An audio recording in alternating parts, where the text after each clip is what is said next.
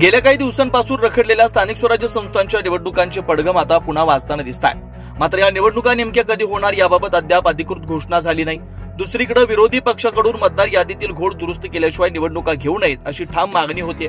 या पार्श्वभूमीवर आज दुपारी 4 वाजता राज्य निवडणूक आयुक्त दिनेश वाघमारे मुंबईत पत्रकार परिषद घेणार आहेत। या पत्रकार परिषदेत स्थानिक स्वराज्य संस्थांच्या निवडणुकांची तारीख जाहीर होण्याची दाट शक्यता वर्तवली जाते।